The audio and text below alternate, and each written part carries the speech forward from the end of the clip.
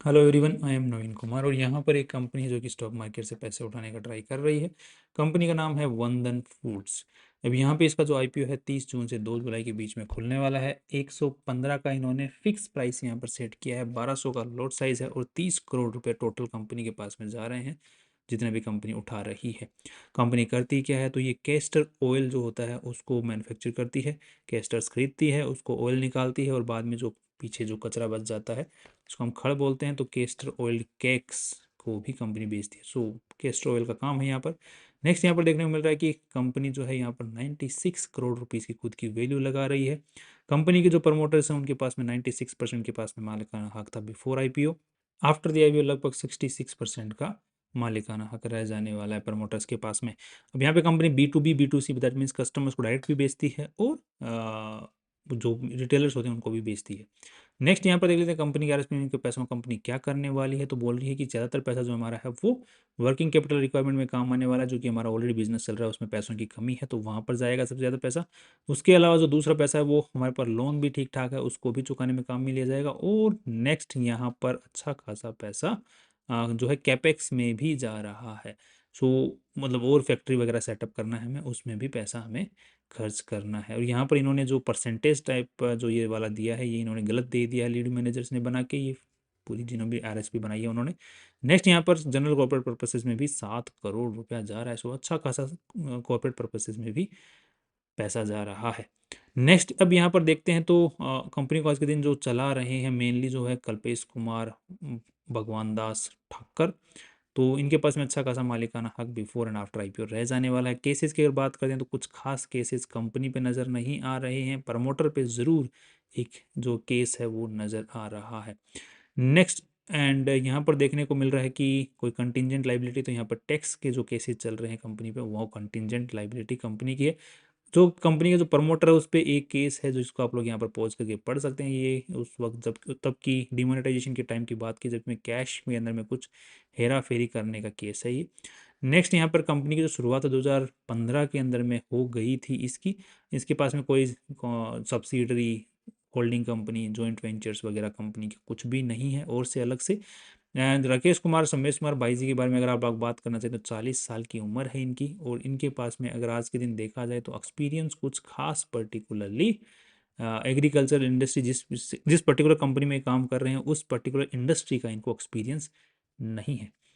Next यहाँ पर देखने को मिल रहा है कि इनके बारे में कि ये इनको जो रेम्यूनरेशन जो है ना तनख्वाह लेते हैं लगभग 2 लाख रुपए लेते हैं और आगे 3 लाख रुपए तनख्वाह लेने की बात कर रहे हैं। कंपनी जो प्रॉपर्टीज़ यूज़ करती है वो ओन्ड बाय द कंपनी है और उन्होंने खरीदी हुई है। एंड ये पर्टिकुलर जो एक प्रॉपर्टी है ये लीज पर भी जो है कंपनी के काम आती है। आज के दिन अगर देखते हैं तो कंपनी जो मैन्युफैक्चरिंग कैपेसिटी है वो पिछले सालों के मुकाबले बढ़ी है। एंड यहाँ पर देखने को मिल रहा है कि कंपनी की जो मैन्युफैक्चरिंग कैपेसिटी जो है अभी जो मैन्युफैक्चरिंग जो सिस्टम है कंपनी के अंदर में वो पिछले साल से ही चालू हुआ है। राइट, 23-24 से ही चालू हुआ है। उससे पहले कंपनी जो है ट्रेडिंग का बिजनेस करती थी, मैन्युफैक्चरिंग में अभी अभी रिसेंटली ही आई है। आते ही सबसे पहला काम किया है आईपीओ लेके आने का। दैट्स ओके बिकॉज जैसे खर्चा है तो लोग बैंक को क्यों पैसा दे फालतू में इंटरेस्ट का, लोगों को जनता को कमा कमा के दो। तो दैट्स ओके, वो एक अलग अलग मेंटेलिटी होती है लोगों की तो उसमें कोई बुराई नहीं है। नेक्स्ट यहाँ पर 70% की कैपेसिटी के ऊपर में आज के दिन ये कंपनी काम कर रही है। That's again great. गुजरात में ही इनका पूरा का पूरा जो है माल खपत हो रहा है आज के दिन, रेवेन्यू वहीं से आ रहा है। केस्टर ऑयल से कम 90%। सीधी बात, तेल निकालते हैं तो तेल से सबसे ज़्यादा रेवेन्यू आएगा, पीछे जो कचरा बचता है उससे भी कंपनी का 10% रेवेन्यू आ जा रहा है। टॉप 10 कस्टमर से कंपनी का 60% रेवेन्यू आ रहा है। That's again not okay. Again I would not से कि it's okay, it's not okay because past years के हिसाब से अगर देखा जाए तो यहाँ पर अच्छा खासा रेवेन्यू डाइवर्सिफिकेशन हुआ था। बट यहाँ पर देखने को मिल रहा है कि रेवेन्यू वापस से कंसंट्रेटेड हो गया है टॉप 10 कस्टमर्स के ऊपर में। That's kind of not okay. ये जैसे जैसे नीचे जाए तो जैसे जैसे नेगेटिव में मतलब नीचे जाए तो कम होते चला जाना चाहिए ताकि but not that kind of negative as well because company की साइज और अभी तक जो कैपेसिटी है वो कम ही है। तो अगर बड़ा ऑर्डर आ जाए तो वो कंसंट्रेट हो जाता है again. So not a negative point but not a positive point as well. Next यहाँ पर कंपनी की जो प्लांट है उसके आप लोग फोटोज यहाँ पर देख सकते हैं। ये कैस्टर ऑयल है और ये कैस्टर केक्स हैं, खड़ जिसको हम बोलते हैं आम भाषा में। नेक्स्ट अब थोड़ी सी अगर हम लोग आरएचपी के अंदर में कंपनी की बैलेंस शीट की अगर बात करते हैं तो यहाँ पर टोटल पैसा इस पूरी कंपनी में लगा हुआ है लगभग 32 करोड़ रुपया, जिसमें से अगर इन्वेस्टर्स का पैसा देखा जाए तो 14 करोड़ रुपीज़ ही लगे हुए हैं। That's again okay. इस साल जो है कंपनी ने अच्छा खासा शॉर्ट टर्म लोन लिया है। आईपीओ के पैसों से कंपनी बोले वर्किंग कैपिटल रिक्वायरमेंट में पैसा खर्च करने वाले हैं, तो वो पैसा यहीं पर जाने वाला है मेनली। लोन भी चुकाने वाले हैं तो वो पैसा इसको चुकाने में जाएगा। और इसी साल कंपनी ने लोन और शॉर्ट कैपिटल दोनों ही लिया है। अभी जो पैसा जो कंपनी ने लिया है खुद इन्वेस्टर्स ने लगाया, कमा कमा के इकट्ठा किया पैसा पड़ा कहाँ है, तो प्रॉपर्टी में 6 करोड़, बाकी मेनली जो है इन्वेंट्री में पड़ा हुआ है।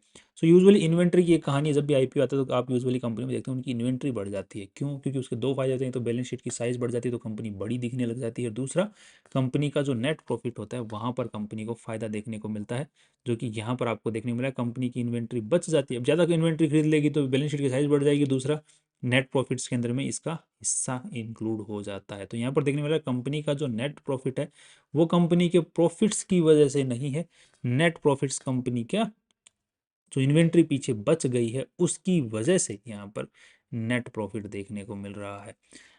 तो यहाँ पर देखने वाले 4 करोड़ रुपए का कंपनी ने नेट प्रॉफिट निकाला है, 4.5 करोड़ रुपए का, और 8 करोड़ रुपए की कंपनी की इन्वेंट्री बच गई है। तो that's kind of again negative. But अगर हम पास्ट के अंदर में थोड़ा सा जाके देखते हैं यहाँ पर, तो यहाँ पर देखने को मिल रहा है कि कंपनी का जो है net profits without inventory increase भी देखने को मिल रहा है।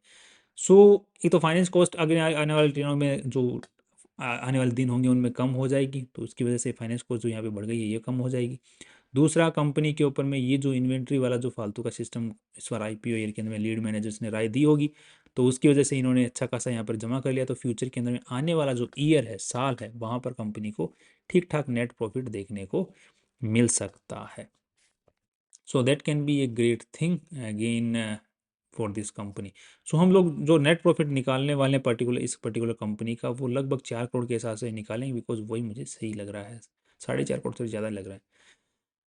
नेक्स्ट यहाँ पे कैश फ्लो की अगर बात करते हैं तो कैश फ्लो ऑफ कोर्स सी बात है, इन्वेंट्री इस बार कंपनी ने बहुत ज़्यादा बढ़ा ली है दिमाग लगा के 1.5 से, तो इसकी वजह से कंपनी का कैश फ्लो गड़बड़ा गया है, और वो यहाँ पर देखने को मिल रहा है कि 10 करोड़ रुपए नेगेटिव हो गया। तो कंपनी आईपीओ के पैसों से वो 10 करोड़ का जो कैश फ्लो है उसको बैलेंस आउट करने की कोशिश यहाँ पर करने वाली है। अब नेक्स्ट अगर फाइनल बात करते हैं तो कंपनी की जो साइज़ है आज के दिन जो वैल्यू लगाई गई है वो 90 करोड़ की लगाई गई, 96 करोड़ की लगाई गई है। सो लॉन्ग टर्म अगर इन्वेस्टर्स बारे में सोचते हैं कि हमें सही वैल्यू पे कंपनी खरीदनी चाहिए, तो वैल्यू बेस्ड कंपनी का इसके अंदर में इन्वेस्टमेंट सही नहीं है, ऑफ कोर्स की बात है। बट स्टिल हम लोग मार्केट ने क्या इस टाइप की दूसरी कंपनी को वैल्यू दे रखी है उसके हिसाब से भी थोड़ा सा देख लेते हैं। तो 4 करोड़ का नेट प्रॉफिट और 96, तो यहाँ पर देखने को मिल रहा है कि 16 लगभग 24 का यहाँ पर पी रेशियो निकल के आ रहा है, जिसको अगर हम लोग कंपेयर करते हैं 24 के पी रेशियो को, तो ये तो खैर कमाई कम कर रही है बिकॉज इसका रेवेन्यू बहुत कम है। इसका है 14 का पी रेशियो जिसका है जयंत एग्रो, ये भी सेम ही काम करती है, कैस्टर ऑयल, राइट। तो वैल्यू वाइज अगर देखा जाए तो कंपनी ने अपनी जो वैल्यू है ज़्यादा लगाई है नेट प्रॉफिट्स के हिसाब से, और इसको भी एक बार देख लेते हैं कि इसमें क्या इतना खास है। तो इसका भी ठीक देखने को मिल रहा है, 50-50 के हिसाब से इन्होंने देखना है 500, तो 14 का पी रेशियो जो वैल्यू ज़्यादा लगाई है, जो कि हमें नज़र आ रही है क्लियर कट।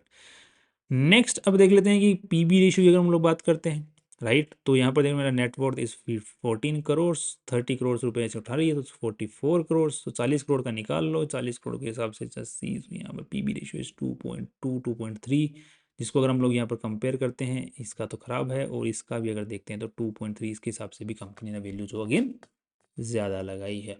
सो ओवरऑल देखा जाए तो कंपनी ने खुद की वैल्यू है वो ज़्यादा लगाई है, बट आने वाले ईयर्स के अंदर में कंपनी जो नेट प्रॉफिट बढ़ा सकती है। बट स्टिल अगर वैल्यू इन्वेस्टिंग करनी है तो इसको थोड़ा सा अभी फ़िलहाल के लिए इग्नोर करना सही रहेगा, बिकॉज लीड मैनेजर्स का यहाँ पर दिमाग थोड़ा सा ज़्यादा चला हुआ, 1.5 ज़्यादा दिख रही है। मैनेजर्स ठीक लग रहे हैं, इन्वेस्ट जो कंपनी को चला रहे हैं एक्सपीरियंस होल्डर नहीं है, तो उनको जो राय दी जाएगी वो कल अपना ले रहे हैं। एंड बाकी उनके जो जैसे देखा जाए ना कि एथिकली अगर देखा जाए तो एथिकली मैनेजर लोग जो हैं वो ठीक लग रहे हैं। सो फ्यूचर के अंदर में बिकॉज प्रॉपर्टीज़ वगैरह सब कुछ कंपनी के नाम पे ही ओन करवा रहे हैं, और बिजनेस को चलाने की लॉन्ग टर्म का फोकस लेके चल रहे हैं, फ्यूचर डिमांड्स को देखते हुए सही चल रही है। So everything is looking great from the ethical point of view और futuristic point of view as well. और अब जैसे डिमांड बढ़ती है इस पर्टिकुलर चीज़ की, तो फ्यूचर के अंदर में ये कंपनी ठीक ठाक प्रॉफिट कमा सकती है। सो थोड़ी महंगी लगाई है वो मेरा थोड़ा सवाल है। तो लिस्टिंग गेन की ज़्यादा उम्मीदें मुझे नहीं है, फिर भी एक हवा बनाई जाती है, तो हवा किस तरह बनाई जाती है उसको एक बार देख लेते हैं। तो आज के दिन इसकी हवा कुछ खा नहीं है, बिल्कुल भी नहीं है। एंड शॉर्ट टर्म में I am not hopeful and long term में आई एम होपफुल, बट सस्ते में मिल जाए तो ज़्यादा बेटर रहेगा। That's all. कल फिर मिलते हैं नई इंपॉर्टेंट वीडियो के साथ में। Finally see you tomorrow.